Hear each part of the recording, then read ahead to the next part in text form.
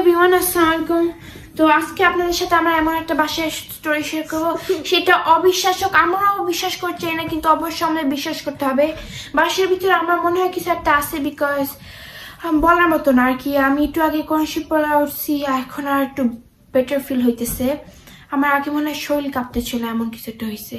কালকে আমরা আপনাদের ভিডিওতে দেখছি আমরা চালি খেলছিলাম, তখন দিয়াই সব শুরু হয়েছে। মানহা চোখ লাল হয়ে গেছে, হেবা ভমিটিং করছে। তো সেসব বাদ দিলাম, আমি অত পাত্তা দিই নাই। তো আজকে রাতে যা হয়েছে বলতেছি। আমি কালকে রাত্রে আমার আপি শুয়েছিল, আমার বাবা ঘুমাইছিল, পাশের রুমে আমরাও ঘুমাইছিলাম উপরে, বা আমার আপি এই রুমে একা ঘুমাইছিল দরজাটকে। তো ঘুমানোর সময় অবিশ্বাস্যক, আমার আপি কোনো দিন চিল্লায় না ঘুমার সময়। আমার আপি ঘুমাচ্ছিল, তখন আপির মনে হইল যে কেউ আপির পা টেনে ধরে আসে। আর আপি মনে হয়েছিল যে পা কেউ মানে এমন জলে ধরে আসে, মনে হয় কেউ আপির পা ভাঙে ফেলাবে।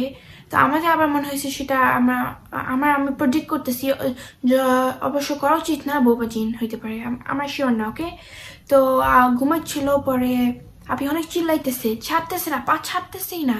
আমি আবার আপনি বলার পর আজকে সকালে ভাবলাম যে হয়তো বা স্বপ্নে দেখছি, কিন্তু আপনি বলছেন না, এটা সত্যিকারের ছিল। আমি ব্যথা আমি সহ্য করতে পারছি, আমি না সহ্য করতে না, ফিল করতে পারছি। আমি বলছি সত্যিকারে, এটা মানে কি?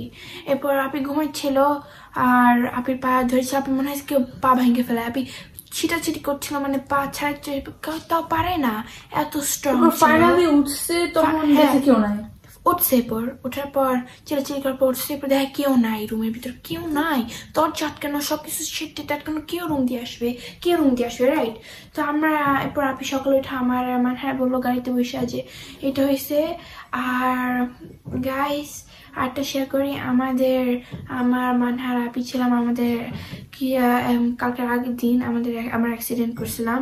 আল্লাহর রহমতে খুবই শুকর, আলহামদুলিল্লাহ আমরা বাইচে গেছি, আমরা সুস্থ আছি। আপনাদের দোয়ায়, ফ্যামিলির দোয়ায় সবাই সুস্থ আছে, আমি খুবই হ্যাপি।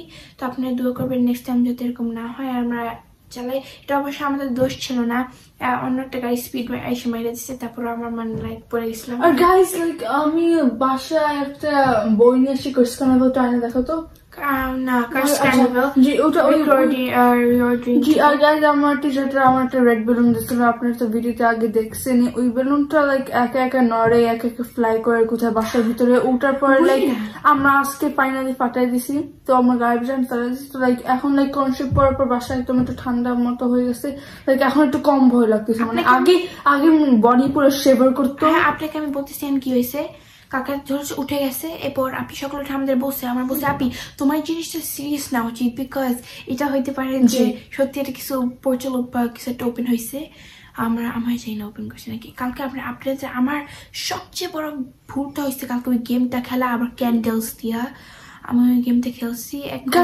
কালকে তো আমরা এত কিছু ওয়ার্ক হচ্ছিল না, কিন্তু আজকে আমরা আবার খেলছি গাইজ, আমরা স্টেপ বাই স্টেপ। তো ওয়ার্ক হচ্ছিল না, কিন্তু আমরা কিছু ওয়ার্ক হয়েছে, তারপর আমরা সিরিয়াস নিয়েছি, আমরা বলছি এন্ড গেম টেন্ড করি, এরপর ঢং সব শুরু হয়ে গেছে। তো গাইজ এরপর লাইক আজকে যখন খেলতেছিলাম আবার ওটা একা একা না, আমি বলতেছি আগে আমি বলি। তো ওইসব হওয়ার পর আমার বাসায় এসে আমি একটু থিঙ্ক করছিলাম যে আমি তো অনেক ভিডিও দেখি ইউটিউবে, এখন অনেক স্যাম কবি দেখি আমি। আপনারা অনেকে হাসতে পারেন, আমি দেখি, কিন্তু আমার পছন্দ হয় ওদের ভিডিওগুলি, খুবই ফান আর ভালো। তো আমি আজকে ভাবতেছিলাম যে আমাদের বাসায় কিছু একটা হইতে পারে, বা পোর্টাল ওপেন করছি আমরা বা কিছু একটা। আমি কালকে আপনাদের ভিডিও বলছিলাম যে ড্রাই বোনস আছে, টেলিফোন গেম আছে, সেগুলো আমরা খেলবো না, কিন্তু কনসেন্ট্রেট আছে, কারণ বেশিরভাগ গেমের রিচুয়ালস, আর রিচুয়ালস যদি আমরা অ্যাড করি গেমের ভিতরে, বাসার ভিতরে কিছু একটা আসবে বা পোর্টাল ওপেন হবে, সেটা আমরা বুঝবো না। আর লাইক গাইজ আজকে আমরা আবার খেলছি, হ্যাঁ ওই গেমটা। তো গাইজ ওই গেমটা খেলার পর তো তো ওখানে আরেকটা আমাদের আরেকটা কাজিন ভাই, তো সেও আসছে, আর মান্না তার লাইক তেমুর, ওরা দুইজন আমার আর হেব্বার রেখে চলে গেছে। আমরা দুজন এত চিল্লান মারছি গাইস, যখন ওরা ছিল কিছু হইতে ছিল না, গ্যাস নতুন ছিল। তো এরপর যখন আমি আর হেব্বার ছিলাম, ওটা একা এরকম কষ্ট করছে। হেব্বার আমি লাইক এত জোরে চিৎকার মারছে মানে আমাদের জীবন বের হয়ে যেত। আমি তো বিশ্বাস করি না যে ইউটিউবে অনেক মানুষ ভুয়ো কথা বলে। আজকে আপনাদের বলে কি হয়েছে, আমরা আবার বসে সাহস নিয়ে যে দেখার জন্য বাসার ভিতর কিছু আছে নাকি, যদি কিছু থাকে তাহলে এটা জিনিসটা নড়াবে, রাইট? যে আপনারা অনেকে বলবেন যে যেহেতু আবার ট্রাই কেন করছেন, লাইক আমি ট্রাই করছি in case of emergency. Like তো আমি আর হেবা আর আমার 3-4 মিলে বুদ্ধি করে বললাম যে আবার জিজ্ঞেস করি এখানে আস নাকি। চার্লি, না আমি আর বলতে চাই না, ওর নাম 2 বার বলছি, এরপর জিজ্ঞেস করছি আর ইউ হিয়ার। এখন আমি বাসার ভিতরে পড়ছি, ভাল লাগতেছে, এখন আমি আর কিছু আনতে চাই না বাসার ভিতরে। আমি বলছি এই কোয়েশ্চেনটা জিজ্ঞেস করছি ওইখানে আছে নাকি বাসার ভিতরে, আর কি বলবো, ঘুরা নতে চলে গেছে। তো বাসার ভিতরে না থাকলে তাহলে নতে কেন গেল? আই থিঙ্ক আমার যা মনে হইতেছে ও মানে নতে দিচ্ছে যাতে আমার স্কেয়ার্ড না হয়ে যেতে পারে, আমাদের উপরে অ্যাডভান্টেজটা নিতে পারে।